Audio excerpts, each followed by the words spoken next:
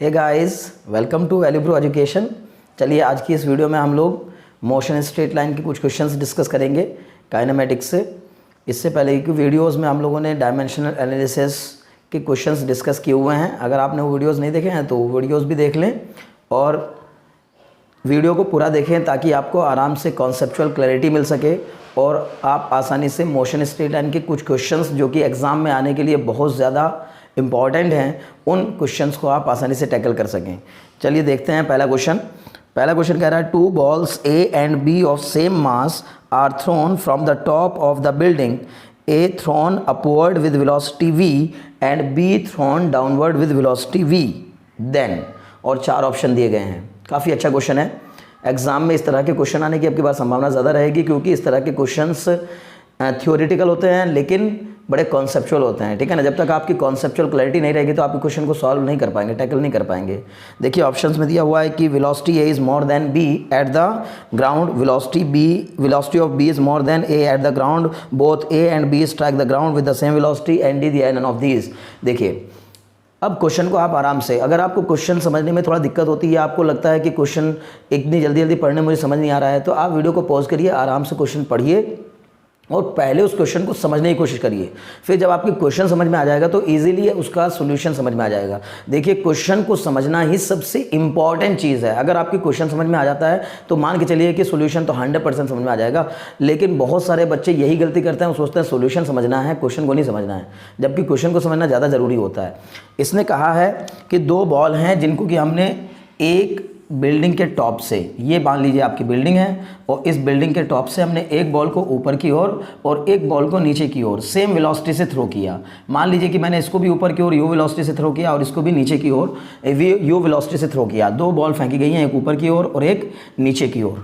चलिए फिर क्या कहा उसने, ऐसा, और दोनों को सेम वेलोसिटी से फेंका है एक बिल्डिंग के टॉप से। तो अब क्या कह रहा है कि velocity of A is more than B at the ground. जब ये दोनों ग्राउंड पर पहुंच रही होंगी तो बी की जो वेलोसिटी है वो ए की वेलोसिटी से, ए की जो वेलोसिटी है वो बी की वेलोसिटी से ज़्यादा होगी, ऐसा कहा इसने। यानी कि देखिए कौन सी बॉल को ऊपर की ओर फेंका गया वो भी देखना है। A thrown upward with velocity V and B downward. Okay, A को इसने ऊपर की ओर फेंका है और बी वाली बॉल को नीचे की ओर फेंका है, ठीक है। तो इसने कहा कि ए की जो वेलोसिटी होगी वो बी की वेलोसिटी से ज़्यादा होगी जब ये ग्राउंड पर टकरा रही हो। देखिए ए को ना यहाँ से घूमकर यहाँ आना पड़ेगा, यहाँ। तो बहुत सारे बच्चों को ऐसा लगेगा कि पहला ही ऑप्शन बिल्कुल सही है और ज़्यादातर यही होता है कि जब क्वेश्चंस में गलत ऑप्शन देने होते हैं तो पहला ऑप्शन गलत रख देता है और जो ऐसा होता है कि वो सही लगता है स्टूडेंट को कि यही सही है। देखिए क्यों लगेगा सही कि बहुत सा बच्चा सोचेगा कि पहले ये बॉल ऊपर जाएगी और फिर ऊपर से नीचे ग्राउंड पर आएगी। जब ऊपर से नीचे ग्राउंड पर आएगी तो ग्राउंड पर आते समय इसको ज़्यादा डिस्टेंस ट्रेवल करनी पड़ी होगी, इसलिए ज़्यादा वेलोसिटी से नीचे आएगी, जबकि ऐसा नहीं है। क्यों? क्योंकि जिस लेवल से इनको छोड़ा गया वो लेवल दोनों का सेम था। यहाँ से छोड़ा गया, यहाँ से इसको ऊपर की ओर वे वेलोसिटी से फेंका गया।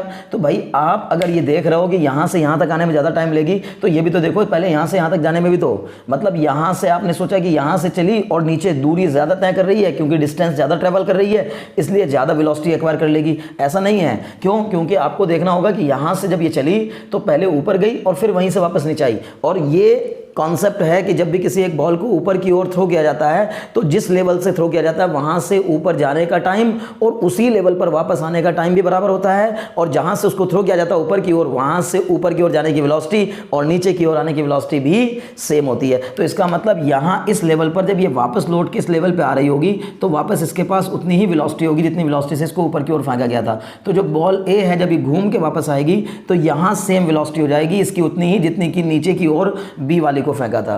तो इसका मतलब है कि ये दोनों यहां से सेम वेलोसिटी से नीचे चली तो ग्राउंड पर पहुंचते समय इनकी वेलोसिटीज भी सेम होंगी, क्योंकि जब सेम लेवल पर दोनों की वेलोसिटी नीचे की ओर सेम है तो फिर ग्राउंड पर पहुंचते समय दोनों की फाइनल वेलोसिटीज भी सेम होंगी, ठीक है ना। इसकी वेलोसिटी अगर वी है तो कंफर्म इसकी भी वेलोसिटी वी होगी, क्योंकि मैंने बताया कि अगर एक ही लेवल से 2 बॉल को गिराया जाए, अगर 2 चीज़ों को सेम हाइट से गिराया जाए तो ग्राउंड पर दोनों सेम टाइम पर भी पहुंचती हैं और सेम ही वेलोसिटी से पहुंचती हैं। लेकिन यहाँ ये सेम टाइम पे तो नहीं पहुंचेंगी क्योंकि एक को ऊपर जाकर के तब नीचे आना है, लेकिन पहुंचेंगी सेम वेलोसिटी के साथ। यानी जब दोनों ग्राउंड पर टकरा रही होंगी तो दोनों की वेलोसिटी सेम होगी।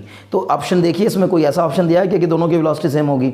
तो बी में कहा velocity of B is more than A, नहीं ये नहीं हो सकता, ना ए की ज़्यादा होगी ना बी की ज़्यादा होगी, दोनों सेम वेलोसिटी से ग्राउंड पर टकराएंगी। तो इसका सीधा मतलब सी देखते हैं, both A and B strike the ground with the same velocity, A और बी दोनों ही सेम वेलोसिटी से टकराएंगी और यही इसका सही आंसर होगा। अगर आप देखेंगे, अगर v निकालने की कोशिश भी करेंगे तो आप पाएंगे ना कि यहाँ पर यहाँ से लेके यहाँ तक की वेलोसिटी, ये जो हाइट है ये सेम है ना, और यहाँ पर वेलोसिटी भी दोनों की सेम है, तो यहाँ पहुँचते समय और एक्सेलरेशन भी दोनों में सेम लग रहा होगा, एक्सेलरेशन ड्यू टू ग्रेविटी। तो v स्क्वायर बराबर u स्क्वायर प्लस 2g से अगर फॉर्मूला लगाएंगे भी तो v की वैल्यू आ जाएगी आपकी सेम। इसका मतलब दोनों सेम वेलोसिटी से ही नीचे टकराएंगी।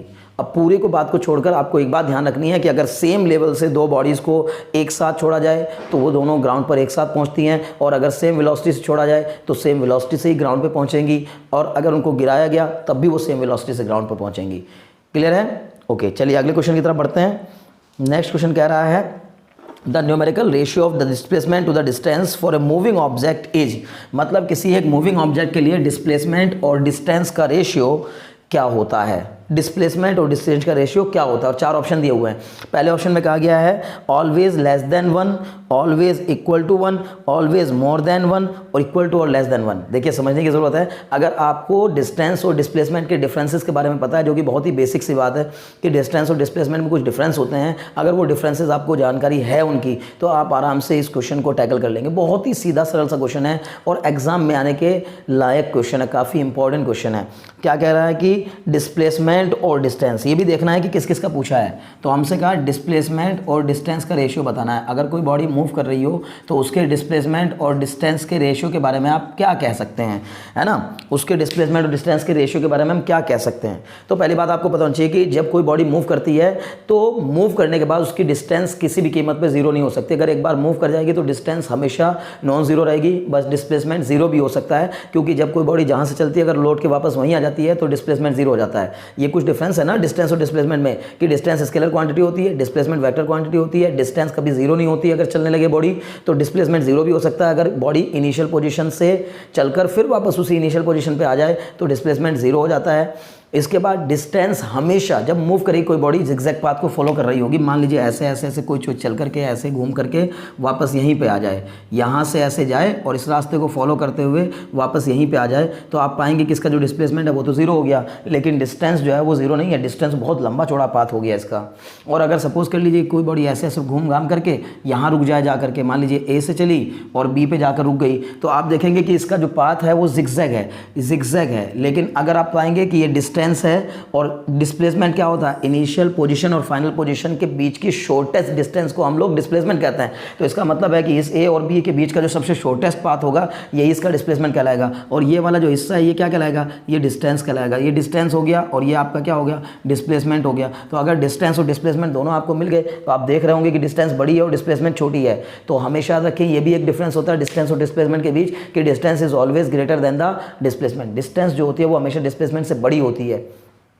तो अगर डिस्टेंस डिस्प्लेसमेंट से हमेशा बड़ी होती है तो आप पाएंगे कि डिस्प्लेसमेंट की वैल्यू या तो छोटी ही होगी और बहुत ज़्यादा ही हुआ तो इक्वल होगी। एक केस में इक्वल होगी कि मान लो बॉडी यहाँ से चली, है ना, इसका तो ए भी वही था बी भी वही था, यहाँ से ए बॉडी चली और यहाँ जाकर रुक गई स्ट्रेट लाइन में मूव करते हुए, तो फिर इस केस में डिस्टेंस भी उतनी होगी और डिस्प्लेसमेंट भी उतनी होगी। लेकिन कभी भी डिस्प्लेसमेंट बड़ा नहीं आएगा। अगर डिस्प्लेसमेंट आपका बड़ा नहीं आ सकता तो यानी न्यूमरेटर की वैल्यू कभी भी बड़ी नहीं आएगी, हमेशा डिनोमिनेटर की वैल्यू या तो इक्वल रहेगी या तो बड़ी रहेगी। यानी जो डिस्टेंस है फिलहाल इसकी वैल्यू हमेशा बड़ी होती है या इक्वल होती है। तो अगर इक्वल हुआ, मान लीजिए डिस्प्लेसमेंट और डिस्टेंस इक्वल हुआ तो रेशियो कितना रहेगा, 1/1 यानी इक्वल टू 1। और अगर डिस्प्लेसमेंट छोटा हुआ और डिस्टेंस बड़ी हुई तो वो तो होता ही है अगर जनरली ज़्यादातर केसेस में, तो डिस्टेंस अगर बड़ा है और डिस्प्लेसमेंट छोटा है तो वैल्यू जो आएगी वो 1 से छोटी आएगी, मतलब लेस देन 1। अब इसने कहा always less than 1, always equal to 1, always more than 1। अब ऑलवेज तो कुछ भी नहीं होगा, क्योंकि इस केस में क्या आ रही है आप खुद ही देखिए, इस केस में डिस्प्लेसमेंट छोटा डिस्टेंस बड़ी है, इसका मतलब है कि क्या हो जाएगा, लेस देन 1 आएगी। इस केस में क्या आएगी, इस केस में तो सीधे सीधे जीरो ही आ जाएगा, क्योंकि डिस्प्लेसमेंट जीरो हो गया। तो जीरो बाई डिस्टेंस आप कुछ भी रखेंगे तो यहाँ रेशियो जीरो ही आ जाएगा। और अगर यहाँ की बात करेंगे तो दोनों इक्वल हैं, इसलिए 1/1 आ जाएगा। लेकिन अब ऑलवेज कुछ भी नहीं है, तो इसका मतलब जब ऑलवेज कुछ नहीं है तो इसने कहा है नेक्स्ट ऑप्शन में देखिए इक्वल टू और लेस देन 1, या तो इक्वल हो सकती है, देखिए इस केस में 1 हो सकती है, इस केस में लेस देन 1 हो सकती है। और जीरो का केस तो छोड़ ही दीजिए, तो दो ही केस दिखाई दे रहे हैं हम लोगों को साफ साफ, कि इस केस में लेस देन 1 और इस केस में 1, यानी ऑलवेज ना तो इक्वल टू 1 होगी ना ऑलवेज लेस देन 1 होगी, कभी कभी 1 के इक्वल भी हो सकती है। किस केस में? जब डिस्टेंस और डिस्प्लेसमेंट इक्वल हो, और कभी कभी लेस देन 1 भी हो सकती है जब डिस्टेंस और डिस्प्लेसमेंट एक दूसरे के हिसाब से डिस्टेंस बड़ी हो, डिस्प्लेसमेंट छोटा हो। तो मुझे उम्मीद है आपको समझ में आ गया होगा, ऑप्शन डी ही सही है, ठीक है ना। चलिए मेरे लाडलो आगे बढ़ते हैं अगले क्वेश्चन की तरफ। अगला क्वेश्चन कह रहा है the incorrect statement from the following. आपको कुछ स्टेटमेंट दिए गए हैं, उनमें से कुछ इनकरेक्ट स्टेटमेंट, उसमें से आपको इनकरेक्ट स्टेटमेंट बताना है। पहला कहा है a body having zero velocity will not necessarily have zero acceleration.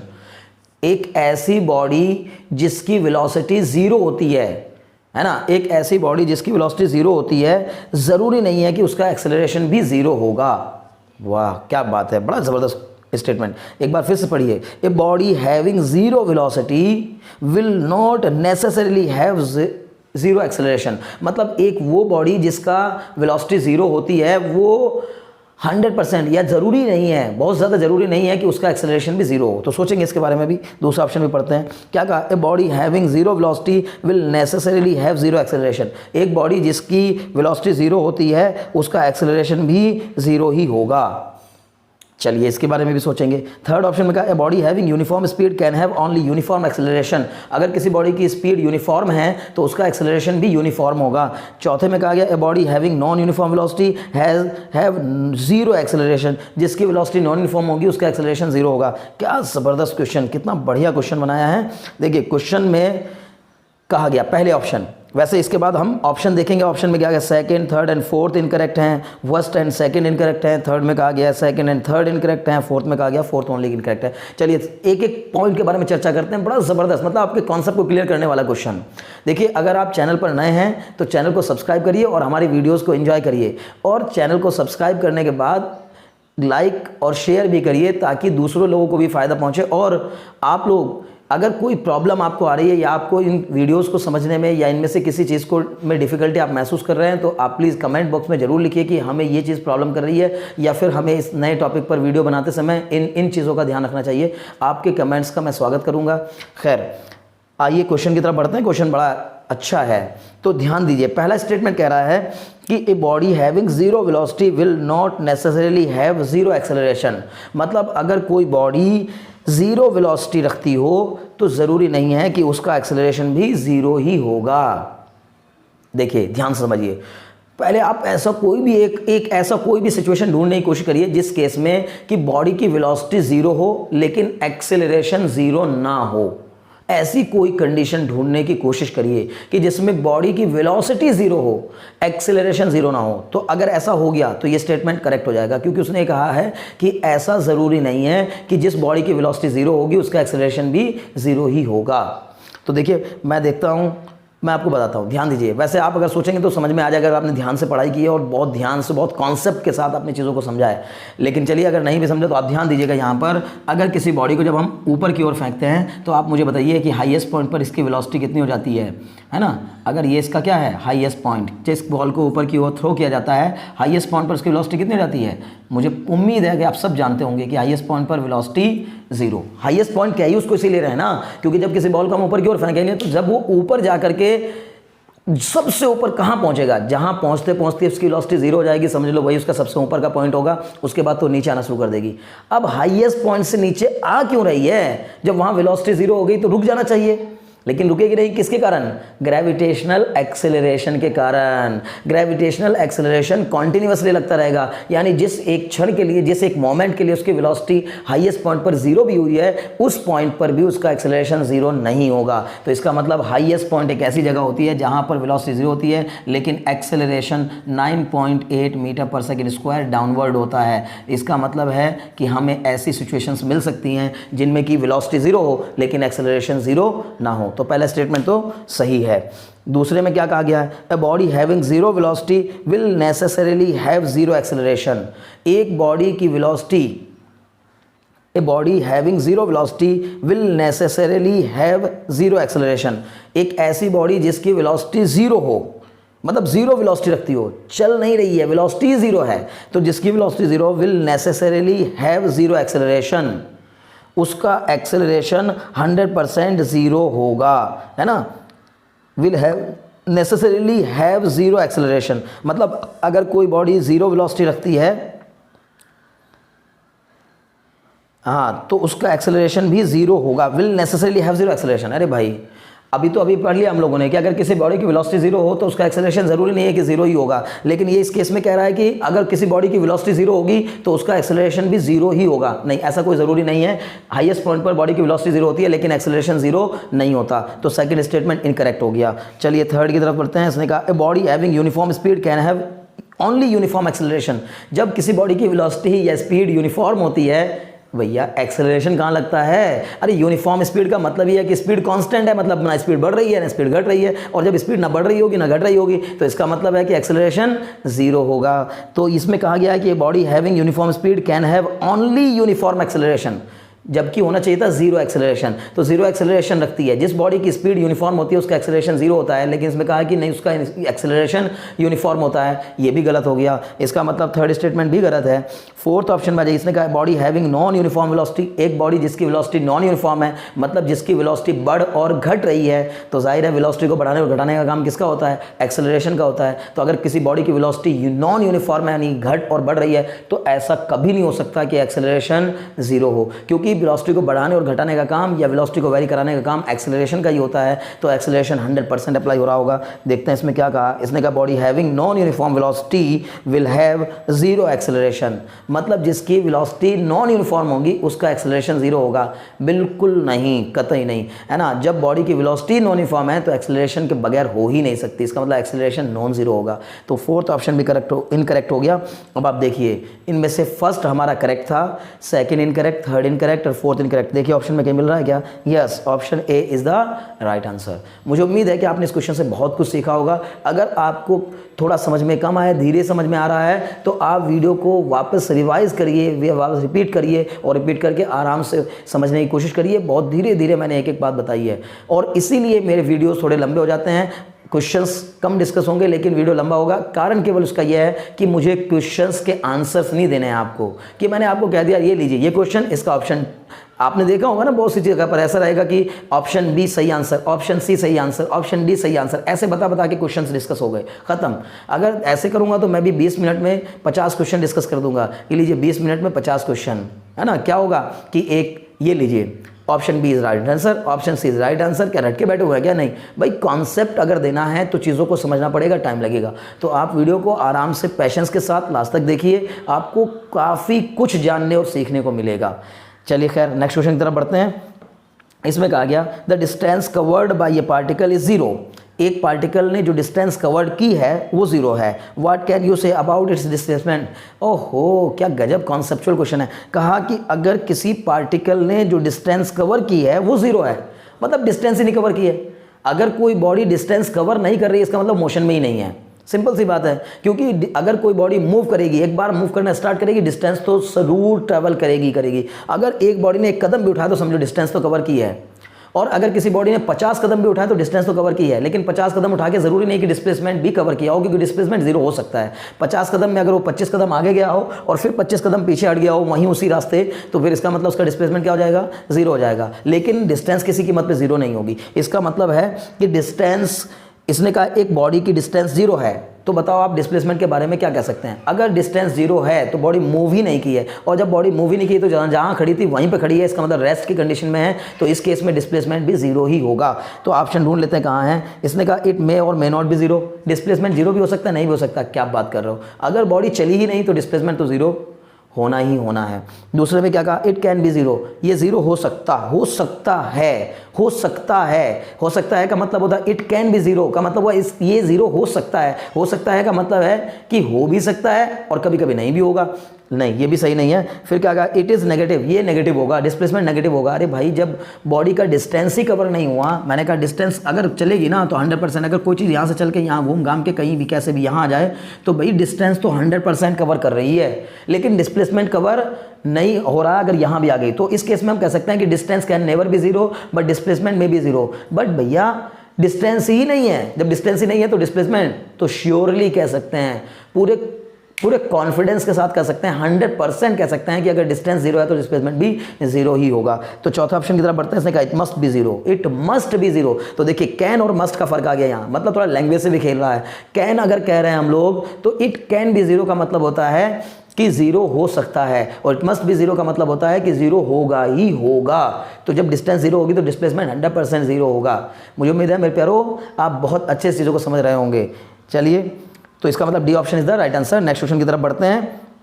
Next question कह रहा है the location of a particle has changed can we say about the displacement and the distance covered by the particle. Okay, इसने कहा the location of the particle है change, किसी एक particle की location change होगी। एक बॉडी यहाँ थी और उसकी लोकेशन चेंज होकर यहाँ आ गई, ठीक है ना। चलिए कोई बात नहीं, इसने क्या कहा the location of the particle है changed, what can we say about the displacement and the distance covered by the particle. हम उसके द्वारा कवर किए गए डिस्प्लेसमेंट और डिस्टेंस के बारे में क्या कह सकते हैं। सारे क्वेश्चन कॉन्सेप्चुअल हैं, न्यूमेरिकल नहीं है, क्योंकि बोर्ड एग्जाम्स में कई बार थ्योरेटिकल एग्जाम, देखिए अभी तक तो जब तक एमसीक्यू बेस्ड पेपर नहीं था तो बोर्ड एग्जाम में थ्योरी का वेटेज ज़्यादा हुआ करता था, न्यूमेरिकल का वेटेज कम होता था। लेकिन अब एमसीक्यू बेस्ड पेपर है तो मुझे लगता है, जो मेरा अपना खुद की थिंकिंग है, पता नहीं है जब तक पेपर नहीं होगा, लेकिन मेरा अपना मानना है कि अब की बार न्यूमेरिकल रेशियो थोड़ा सा बढ़ेगा, लेकिन इतना भी नहीं बढ़ जाएगा कि न्यूमेरिकल 70% हो जाएगा और थ्योरी 30% हो जाएगी। थ्योरी अभी भी मुझे लगता है डोमिनेट ही करेगी, लेकिन थ्योरी अब वैसी वाली थ्योरी नहीं होगी कि भाई आपको लिख के दे दिया कि prove that the path of projectile is parabolic और बस आप उसका डेरिवेशन करके आगे आपको नंबर मिल गए। नहीं, थ्योरी अब इस तरह की होगी, कॉन्सेप्चुअल थ्योरी, कि क्या ऐसा हो सकता है कि बॉडी की वेलोसिटी जीरो, एक्सेलरेशन जीरो ना हो। क्या बढ़िया बात पूछी है। जो बच्चा ध्यान से चीज़ों को पढ़ रहा होगा, जो कॉन्सेप्चुअली चीज़ों को समझ रहा होगा, वही बता पाएगा। अदरवाइज भैया 4 ऑप्शंस, 4 स्टेटमेंट, किसी ना किसी एक स्टेटमेंट पे ट्रैप में फंस जाओगे आप। वो ट्रैप देगा आपको, है ना, जाल बिछाएगा कि देखो ये क्वेश्चन, आपको लगेगा ये भी सही लग रहा है और ये भी सही लग रहा है ना। और ध्यान से पढ़ा होगा तो आप किसी एक पर बिल्कुल एकदम कह सकेंगे, श्योरली कह सकेंगे। जैसे भी हमने अब कह दिया था कि अगर कोई बॉडी की डिस्टेंस जीरो है तो मैं श्योरिटी के साथ कह सकता हूँ डिस्प्लेसमेंट भी जीरो होगा, क्योंकि वो आपने समझ कर पढ़ा है, आपने ध्यान लगा कर पढ़ा है। चलिए खैर, अभी क्वेश्चन अपने वापस इसी क्वेश्चन पे आ जाते हैं। तो उसने कहा एक बॉडी की जो लोकेशन है वो चेंज हो गई, लोकेशन चेंज हो गई। तो अगर लोकेशन चेंज हो गई तो आप इसकी डिस्टेंस और इसके डिस्प्लेसमेंट के बारे में क्या कहेंगे। चलिए, पहला कहा neither can be zero, displacement and distance neither can be zero. हाँ, अगर लोकेशन चेंज हुई है, लोकेशन चेंज हुई है तो इस केस में डिस्टेंस तो होगी। ये वाला जो पाथ है ये तो कहलाएगा आपका क्या, डिस्टेंस। अगर मैंने ऐसे बनाया जिगजैग कोई भी, और इनिशियल पोजीशन और फाइनल पोजीशन के बीच की जो सर्टेन डिस्टेंस होती है वो कहलाएगी आपकी डिस्प्लेसमेंट। तो अगर ऐसा मोशन हुआ तो ये डिस्टेंस हो जाएगा और ये वाला हिस्सा जो है वो डिस्प्लेसमेंट हो जाएगा। तो अब मेरे को आप बताओ देख करके कि अगर ये डिस्प्लेसमेंट है तो डिस्प्लेसमेंट छोटा है और डिस्टेंस बड़ी है इस केस में। लेकिन कोई ज़रूरी नहीं है, आप ऐसा भी हो सकता था कि बॉडी की लोकेशन चेंज आप ऐसे भी तो कर सकते थे, यहाँ से यहाँ चली गई। तो अगर ऐसे करोगे तो इस केस में डिस्टेंस भी बराबर होगी और डिस्प्लेसमेंट भी बराबर होगा, मतलब यहाँ डिस्टेंस है और यही आपका डिस्प्लेसमेंट है। ऐसे ही पहले भी कर चुके हम लोग ना। अभी क्वेश्चन पे ऑप्शन पे आते हैं, नाइदर कैन बी जीरो। हाँ, ये बात तो मैं कह सकता हूँ कि जीरो तो नहीं होंगे, ठीक है ना। क्यों? क्योंकि अगर लोकेशन चेंज हुई है तो ना तो डिस्प्लेसमेंट जीरो के इक्वल होगा, यानी is not equal to zero, और ना डिस्टेंस ही जीरो के इक्वल होगी। तो उसने कहा है नाइदर कैन बी जीरो, कभी भी जीरो नहीं हो सकते। तो बिल्कुल सही बात लग रही है। तो पहला ऑप्शन तो बिल्कुल सही है, और अगर पहला ऑप्शन ही सही मिल गया तो बाकी भी सही होंगे। लेकिन थोड़ा सा फिर भी आपको, कभी कभी मैं फिर कह रहा हूँ, मुझे तो पता है, लेकिन आपको थोड़ा समझना है कि अगर मान लीजिए पहला ऑप्शन आपको बिल्कुल सही लगा और आपने तो तुरंत टिक कर दिया और आगे क्वेश्चन नहीं देखे, तो कई बार क्वेश्चन ऐसा होता है कि जिसमें आपको पहला ऑप्शन सही लग रहा है लेकिन उससे ज़्यादा अप्रोप्रिएट आंसर अगले क्वेश्चन में दिया होता है, यानी अगले ऑप्शन में दिया होता है। तो अगले ऑप्शन को भी पढ़ लेना चाहिए, ठीक है। तो देखिए सेकंड ऑप्शन में कहा 1 में भी जीरो, इनमें से कोई एक जीरो हो सकता है। नहीं, अगर लोकेशन चेंज है, अगर जहाँ से चला था वहाँ पर वापस नहीं लौट के आया तो किसी भी कीमत पर ना तो डिस्टेंस जीरो होगी ना डिस्प्लेसमेंट जीरो होगा। तो इसका मतलब पहला ऑप्शन तो मैं बिल्कुल हो चुका हूं, लेकिन फिर भी सेकंड ऑप्शन में उसने कहा इट में भी जीरो, तो कट मार दो। नहीं भैया, ये नहीं हो सकता। बोथ में भी जीरो, दोनों जीरो हो सकते हैं, नहीं हो सकता, बिल्कुल नहीं हो सकता। 1 इज पॉजिटिव 1 इज नेगेटिव, नहीं भैया, जब एक लोकेशन चेंज हो गई तो इसने कहा एक पॉजिटिव हो सकता है और एक नेगेटिव हो सकता है। नहीं, जरूरी नहीं है, बहुत जरूरी नहीं है। देखिए इस केस में डिस्टेंस भी पॉजिटिव है, डिस्प्लेसमेंट भी पॉजिटिव है, समझ गए ना। और पहली बात तो डिस्टेंस कैन नेवर भी नेगेटिव, डिस्टेंस तो नेगेटिव होती ही नहीं है, बस डिस्प्लेसमेंट ही नेगेटिव हो सकता है, और वो भी उस केस में होता है कि जब जहाँ से चला वहाँ से वापस लौट आए।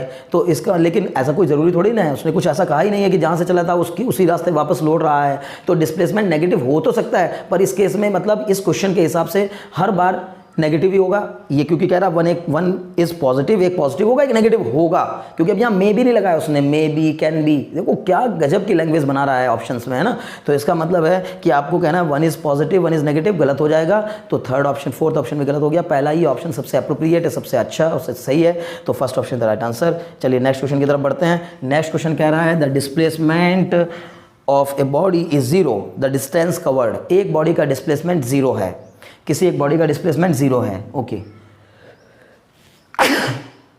सॉरी। देखिए the displacement of a body is zero the distance covered, किसी एक बॉडी का डिस्प्लेसमेंट जीरो है तो उसकी डिस्टेंस के बारे में आप क्या कह सकते हैं, इज जीरो। अगर डिस्प्लेसमेंट जीरो है तो डिस्टेंस जीरो होगी। पहले ऑप्शन में कहा है कि इज जीरो। देखिए ये चली बॉडी यहाँ से और ये आ गई यहाँ घूमकर यहाँ, तो इस केस में डिस्प्लेसमेंट जीरो होगा, लेकिन आप खुद ही समझ गए होंगे डिस्टेंस जीरो नहीं होगी, तो इसका मतलब distance can never be zero. ठीक है, तो इसने कहा कैन बी इज जीरो, नहीं गलत हो गया। फिर इसने कहा कि इज नॉट जीरो, यानी कि जीरो नहीं होगी, ऐसा भी कोई ज़रूरी नहीं है। मतलब इसने कहा ना, अच्छा डिस्टेंस कवर्ड, अगर डिस्प्लेसमेंट जीरो है तो distance zero is not zero, is not zero, distance zero नहीं होगी।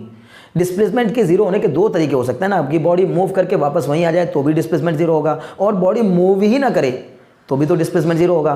तो अगर बॉडी मूव करके वहीं आ जाए तो डिस्प्लेसमेंट जीरो होगा लेकिन डिस्टेंस जीरो नहीं होगी। लेकिन अगर बॉडी मूव ही ना करे तो उसका डिस्प्लेसमेंट भी जीरो होगा और डिस्टेंस भी जीरो होगी। तो डिस्टेंस जीरो हो सकती है इसने कहा, लेकिन it is not zero, zero नहीं होती, जीरो नहीं होती। अगर डिस्प्लेसमेंट जीरो है तो जीरो नहीं, डिस्टेंस जीरो नहीं होती।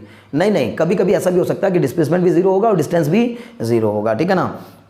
फिर इसने कहा मे और मे नॉट बी जीरो, यानी जीरो हो भी सकती है और नहीं भी हो सकती है। सही बात है, अगर किसी बॉडी का डिस्प्लेसमेंट जीरो है तो उसकी वैल्यू जीरो हो भी सकती है। किस केस में जीरो हो सकती है, जब बॉडी रेस्ट में हो, यानी मूव ही ना करे, स्टेशनरी हो। तो जब किसी बॉडी को रेस्ट में हम लेकर के चलेंगे, बात समझो ना, अगर कोई बॉडी जहां खड़ी थी वहीं खड़ी रहे, उसकी पोजीशन में चेंज ही ना हो, तो जब पोजीशन में चेंज नहीं होगा तो डिस्प्लेसमेंट भी जीरो, डिस्टेंस भी जीरो। लेकिन अगर किसी बॉडी की पोजीशन में चेंज हुआ तो डिस्प्लेसमेंट जीरो भी हो सकता है, बट डिस्टेंस अब किस केस में किसी भी कीमत पर जीरो नहीं होगी। तो डिस्प्लेसमेंट उसने पहले ही बता दिया हमें कि डिस्प्लेसमेंट जीरो है।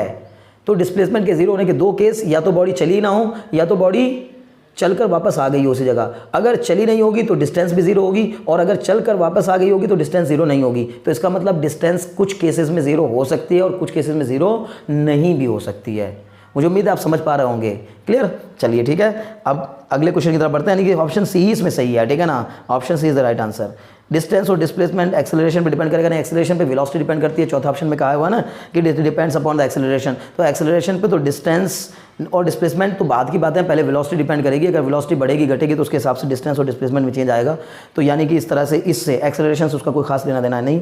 अगले क्वेश्चन की तरफ बढ़ते हैं, तो अगले क्वेश्चन में कहा गया area under the velocity time graph या कर्व, बात एक ही होती है, area under the velocity time curve over A given interval of time represent, मतलब एक किसी पर्टिकुलर टाइम इंटरवल में जो वेलोसिटी और टाइम के बीच ग्राफ बनाया जाता है उसके नीचे का area, area under the velocity time. देखिए तो याद की हुई बात होती है, एकदम सिंपल है, सब स्टूडेंट जानते होंगे, है ना। मुझे पूरी उम्मीद है कि अगर थोड़ा सा भी आपने फिजिक्स को पढ़ा है ना, फिजिक्स समझने की कोशिश की है, थोड़ा सा भी आपको फील आता है, थोड़ा भी आपको मज़ा आता है फिजिक्स में, तो आप आराम समझ लेंगे। जबकि मैं कहूँगा कि थोड़ा सा नहीं, पूरा मज़ा आना चाहिए। फिजिक्स इतना ज़बरदस्त सब्जेक्ट है, इतनी बेहतरीन, मैं कह सकता हूँ, दावे के साथ कह सकता हूँ, इतना ज़बरदस्त सब्जेक्ट है कि बिल्कुल नीरस व्यक्ति को भी, जो बिल्कुल समझने की कोशिश नहीं करता किसी चीज़ को, अगर उसको भी ढंग से समझाने की कोशिश की जाए तो उसको भी इंटरेस्ट हो, उसको भी आनंद आने लगेगा। तो खैर अभी फिलहाल इसने क्या कहा कि वेलोसिटी टाइम ग्राफ के नीचे का जो एरिया होता है वो, जैसे मान लीजिए मैंने बनाया वेलोसिटी और टाइम के बीच का ग्राफ, तो इसके नीचे इसके अंडर में जितना एरिया आएगा किसको बताएगा। तो हम जानते हैं कि area under the velocity time graph gives out the displacement,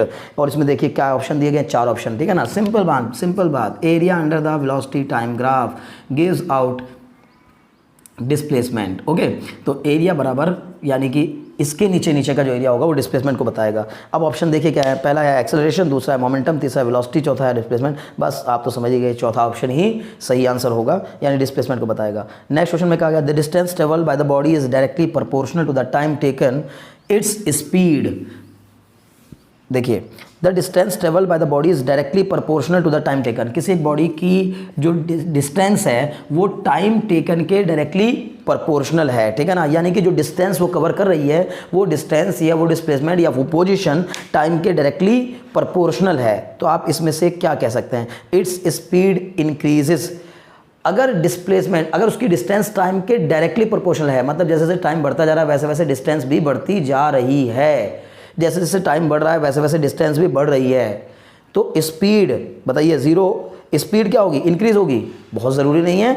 अगर कोई बॉडी यूनिफॉर्म स्पीड से चल रही हो तो क्या टाइम के साथ साथ उसकी स्पीड नहीं बढ़ती, उसकी डिस्टेंस नहीं बढ़ती? बिल्कुल बढ़ती है। अरे भाई ध्यान से समझो ना, क्वेश्चन कह क्या रहा है, कॉन्सेप्चुअल क्वेश्चन से सारे के सारे। क्या कह रहा है कि अगर किसी बॉडी का पोजीशन या उसकी डिस्टेंस टाइम के डायरेक्टली प्रोपोर्शनल है, तो टाइम के डायरेक्टली प्रोपोर्शनल होने का मतलब है कि अगर टाइम बढ़ेगा तो डिस्टेंस भी बढ़ेगी, टाइम बढ़ेगा तो डिस्टेंस भी बढ़ेगी, टाइम चेंज होगा तो डिस्टेंस भी चेंज होगी। तो कोई बात नहीं, क्या अब उसने पहले ऑप्शन में कहा कि उसकी स्पीड बढ़ रही होगी।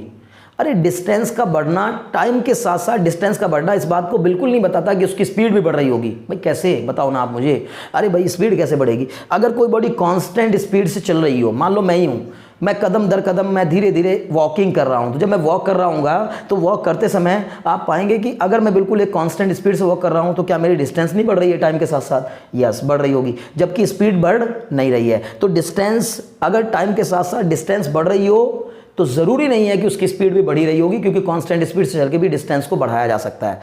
तो पहला ऑप्शन तो गलत ही हो गया। फिर क्या स्पीड डिक्रीज हो रही होगी? भाई वही बात उल्टी है, डिक्रीज कैसे हो रही होगी? ज़रूरी थोड़ी ना है कि अगर डिस्टेंस बढ़ रही हो तो स्पीड घट ही रही होगी। नहीं, हो सकता है कि डिस्टेंस बढ़ने के साथ साथ मेरी स्पीड कांस्टेंट रहेगी। अरे जो लोग, आप सुबह के टाइम में या आप स्कूल जाते हैं, डेली स्कूल, घर से स्कूल जाते हैं, आप देखते होंगे जनरली आपको एक रूटीन सा बन गया है कि उतना ही टाइम, आप बिल्कुल एग्जैक्ट टाइम देख के चलते हैं, इस टाइम निकलना है, इस टाइम पहुंचना है, और आप पर डे उसी टाइम निकलते हैं, उसी टाइम पहुंचते हैं। तो इससे क्या पता चल रहा है कि आप कांस्टेंट स्पीड से स्कूल जा रहे हैं। आप घर से जब स्कूल की तरफ जा रहे हैं तो कांस्टेंट स्पीड से गए होंगे, तभी वो बार बार आप इक्वल टाइम में इक्वल डिस्टेंस कवर कर रहे हैं। क्लियर है ना? तो इसका मतलब स्पीड क्या रही आपकी? कांस्टेंट। बट क्या घर से लेके स्कूल तक जाते जाते आप धीरे धीरे ज़्यादा दूरी कवर नहीं कर रहे हैं? बिल्कुल कर रहे हैं। तो इसका मतलब है कि स्पीड का बढ़ना या घटना इस बात को नहीं बताता कि टाइम के बढ़ने के साथ साथ डिस्टेंस बढ़ेगी। टाइम के बढ़ने के साथ साथ डिस्टेंस बढ़ेगी, चाहे स्पीड कांस्टेंट हो, चाहे स्पीड इंक्रीज कर रही हो। हाँ, डिक्रीज अगर कर रही होगी तो भी, जब तक वेलोसिटी जीरो ना जाए, या तो स्पीड की बात हो रही है, वेलोसिटी की बात ही नहीं हो रही है। तो आप समझ गए होंगे कि यानी कि जब स्पीड डिक्रीज होगी तो डिस्टेंस नहीं, जब डिस्टेंस टाइम के अगर डायरेक्टली प्रोपोर्शनल है, यानी टाइम के साथ साथ डिस्टेंस बढ़ रही है, अगर टाइम बढ़ रहा है तो डिस्टेंस भी बढ़ रही है, तो ऐसे में स्पीड घट रही होगी। नहीं, ऐसा नहीं हो सकता। समझ में आ गया होगा। सी पार्ट पे आ जाइए, उसने कहा बिकम्स जीरो, यानी कि जब अगर टाइम के साथ साथ किसी बॉडी की डिस्टेंस बढ़ रही हो तो उसकी स्पीड जीरो होगी। ये कैसे हो सकता है? ये तो नहीं हो सकता। अगर किसी बॉडी की टाइम के बीतने के साथ साथ डिस्टेंस बढ़ रही है, पोजीशन चेंज हो रही है, डिस्टेंस बढ़ रही है, तो जाहिर है कि वो चल ही रहा होगा, तभी तो उसकी डिस्टेंस बढ़ रही है। तो इसका मतलब है कि स्पीड जीरो हो जाए, ऐसा नहीं हो सकता। मुझे उम्मीद है लाडलो आप समझ पा रहे होंगे। अरे मेरे प्यारो, कुछ भी नहीं है इन क्वेश्चंस में, लेकिन अगर कॉन्सेप्ट क्लियर नहीं है ना तो बहुत कुछ है। आप ध्यान से सुनो, इससे कम समय लगता है न्यूमेरिकल को बताने में, लेकिन ये इनको समझाने में समय ज़्यादा क्यों लग रहा है? क्योंकि कॉन्सेप्ट आपका बिल्ड करना है ना, आपके कॉन्सेप्ट को मुझे तैयार करना है। तो कॉन्सेप्ट में अब आइए, थर्ड में क्या करा, रिमेन्स कॉन्स्टेंट। हाँ, ये हो सकता है अगर डिस्टेंस टाइम के बीतने के साथ साथ डिस्टेंस बीत रही है, बढ़ रही है, और टाइम की केवल 1 पावर पे डिपेंड कर रही है, तो स्पीड क्या ही होगी? कांस्टेंट हो जाएगी। ठीक है ना? आप देखेंगे, क्योंकि x बराबर आपका kt, अगर मैं इसको लिख दूंगा तो स्पीड का फॉर्मूला आप ये भी लगा सकते हैं, dx/dt बराबर v बराबर dx/dt। तो आप लगाएंगे v बराबर d/dt ऑफ kt, तो k कांस्टेंट बाहर निकालेंगे, dt/dt की वैल्यू कितनी हो जाएगी? 1। तो k × 1 मतलब क्या आ जाएगी? कांस्टेंट आ जाएगी, यानी कि स्पीड जो है वो कांस्टेंट रहेगी। समझ गए? अगर किसी बॉडी की टाइम के साथ साथ डिस्टेंस टाइम की 1 पावर पे डिपेंड कर रही हो, यानी सिर्फ टाइम के डायरेक्टली प्रोपोर्शनल हो, टाइम के स्क्वायर के या टाइम के क्यूब के, ऐसा नहीं कहा है। तो टाइम के डायरेक्टली प्रोपोर्शनल होने से हम डायरेक्टली प्रोपोर्शनल जब इक्वलिटी बदलेंगे तो एक कांस्टेंट जरूर आएगा, और वो कांस्टेंट kt होगा। तो जब मैं इसको डिफरेंशिएट करूंगा, क्योंकि हम जानते हैं कि डिस्टेंस या पोजीशन को अगर टाइम के रेस्पेक्ट में डिफरेंशिएट कर देते हैं तो हमें वेलोसिटी मिल जाती है या स्पीड मिल जाती है। तो अगर हमने इसको डिफरेंशिएट किया तो डिफरेंशिएट करने के बाद पाया कि t का डिफरेंशिएशन 1 हो गया और k बचा केवल, यानी कांस्टेंट। तो इसका मतलब स्पीड कांस्टेंट रहेगी, यानी D option is the right answer. मुझे उम्मीद है कि आपको बहुत अच्छे से क्वेश्चन समझ में आ रहे होंगे। चलिए नेक्स्ट क्वेश्चन की तरफ बढ़ते हैं। नेक्स्ट क्वेश्चन में कहा गया, the slope of tangent drawn on position time graph at any instant is equal to the instantaneous वाह, इसने कहा है कि किसी एक बॉडी की पोजीशन और उसके टाइम के बीच जो ग्राफ बनाया जाता है उस ग्राफ पर डाली गई टेंजेंट, पोजीशन टाइम, वाह वाह वाह, पोजीशन टाइम ग्राफ है ना, पोजीशन वर्सेस टाइम के ग्राफ की बात कर रहा है। मान लीजिए कुछ इस तरह का ग्राफ अगर हो तो इस पे जो टेंजेंट ड्रॉ की जाएगी वो टेंजेंट किस चीज़ को बताएगी। तो आप जानते होंगे कि tangent of the position time graph gives out the velocity, यानी कि पोजीशन और टाइम, तीन बातें आप याद कर लीजिए, बहुत ही आसान सी बातें हैं। पोजीशन टाइम के बीच बनने वाले ग्राफ का स्लोप, पोजीशन टाइम ग्राफ के बीच, पोजीशन और टाइम के बीच बनने वाले ग्राफ पर डाली गई टेंजेंट का स्लोप वेलोसिटी को बताता है। और वेलोसिटी टाइम ग्राफ, वेलोसिटी और टाइम के बीच बनने वाले ग्राफ का पर डाली गई टेंजेंट का स्लोप एक्सेलरेशन को बताता है। और वेलोसिटी और टाइम के बीच बनने वाले ग्राफ का नीचे का area under the velocity time graph displacement को बताता है या डिस्टेंस को बताता है। मुझे उम्मीद है कि आपको ये सारे के सारे क्वेश्चन समझ में आ रहे होंगे और बहुत मज़े ले रहे होंगे, आप बहुत एंजॉय कर रहे होंगे। ठीक है, चलिए नेक्स्ट क्वेश्चन की तरफ बढ़ते हैं। नेक्स्ट क्वेश्चन कह रहा है an object is downward under the an object accelerated downward under the influence of force of gravity, the motion of object is said to be। अगर कोई ऑब्जेक्ट एक्सेलरेट कर रहा है नीचे की ओर, डाउनवर्ड डायरेक्शन में एक्सेलरेट कर रहा है केवल और केवल किसके कारण, downward, under the influence of force of gravity. मतलब जब कोई बॉडी ऊपर से नीचे गिराई जा रही है तो वो बॉडी ग्रेविटी के इफेक्ट के कारण नीचे की ओर एक्सेलरेशन महसूस कर रही है। तो the motion of the object is said to be. तो इस तरह की बॉडी के मोशन को आप क्या कहेंगे। तो पहला कहा है यूनिफॉर्म मोशन। अरे जब एक्सेलरेशन है तो यूनिफॉर्म हो ही नहीं सकता। यूनिफॉर्म मोशन की कंडीशन तो पढ़ी है ना आप लोगों ने। यूनिफॉर्म मोशन में एक्सेलरेशन 0 होता है। और अगर कोई बॉडी यूपर से नीचे ग्रेविटी के फोर्स के इफेक्ट में नीचे मूव कर रही है तो ग्रेविटेशनल पुल लग रहा है, ग्रेविटेशनल एक्सेलरेशन लग रहा है। इसका मतलब यूनिफॉर्म मोशन नहीं हो सकता। ठीक है ना, ये नॉन यूनिफॉर्म मोशन की कैटेगरी में आता है जब बॉडी ऊपर से नीचे आ रही होती है। तो दूसरा का है फ्री फॉल। चलिए फ्री फॉल तो बिल्कुल सही मुझे नजर आ रहा है, क्योंकि जब बॉडी केवल under the effect of gravity नीचे गिर रही होती है तो उसको फ्री फॉल ही कहा जाता है। इस तरह के मोशन को क्या कहा जाता है, फ्री फॉल। मतलब मैं इस पेन को ऐसे गिराऊं तो ये नीचे की तरफ जब गिरेगा, ग्रेविटी के इफेक्ट में नीचे की ओर जब गिरेगा तो इसको फ्री फॉल कहा जाता है। दूसरे में क्या कहा, नॉन यूनिफॉर्मली एक्सेलरेटेड मोशन। उसने कहा यूनिफॉर्मली एक्सेलरेटेड नहीं, बल्कि एक्सेलरेटेड मोशन तो है कन्फर्म। क्यों, क्योंकि ग्रेविटेशनल एक्सेलरेशन लग रहा होगा। अगर कोई बॉडी ऊपर से नीचे गिर रही हो तो ग्रेविटेशनल एक्सेलरेशन पक्का लग रहा होगा, और ग्रेविटेशनल एक्सेलरेशन लग रहा है तो इसका मतलब यूनिफॉर्म मोशन तो नहीं हो सकता। पहला ऑप्शन कट मारा, दूसरे को अभी छोड़ दिया। तीसरे पे आते हैं नॉन यूनिफॉर्मली एक्सेलरेटेड मोशन। अरे जब बॉडी ऊपर से नीचे गिर रही होती है तो इस पर ग्रेविटेशनल एक्सेलरेशन लग रहा होता है जिसकी वैल्यू कांस्टेंट होती है, जो कि 9.8 मीटर पर सेकंड स्क्वायर डाउनवर्ड होती है। इसका मतलब इसकी वैल्यू बढ़ती घटती नहीं है, तो एक्सेलरेशन कांस्टेंट होता है, नॉन यूनिफॉर्म नहीं होता। जब किसने कहा नॉन यूनिफॉर्मली एक्सेलरेटेड मोशन, नहीं ये भी गलत हो गया। और चौथे में कहा नन ऑफ दीज, तो इसका मतलब नहीं, बी पार्ट पे एक बार वापस आ जाओ। और बी पार्ट क्या कहता है, फ्री फॉल। तो जब कोई बॉडी ऊपर से नीचे गिर रही होती है तो ऊपर से नीचे गिरते समय उसका जो मोशन होता है under the effect of gravity, उसको फ्री फॉल कहा जाता है। मुझे उम्मीद है कि आपने इस क्वेश्चन को भी समझ लिया होगा और पूरे वीडियो को आपने एंजॉय किया होगा। अगर आपको वीडियोस पसंद आ रहे हैं और आप चैनल पर नए हैं तो चैनल को सब्सक्राइब करना बिल्कुल ना भूलें और अपने फ्रेंड्स में भी इनको शेयर करें। और आप अगर किसी भी प्रकार की डिफ़िकल्टी इन क्वेश्चंस को समझने में फिर भी कर रहे हैं तो आपके कमेंट्स और आपके सजेशंस मेरे लिए बहुत ज़रूरी हैं। आप सजेशन दीजिए कि मुझे और नई वीडियोस किस तरह के टॉपिक पर बनानी चाहिए। मैं आपके सजेशन का स्वागत करूंगा। Very thanks for watching.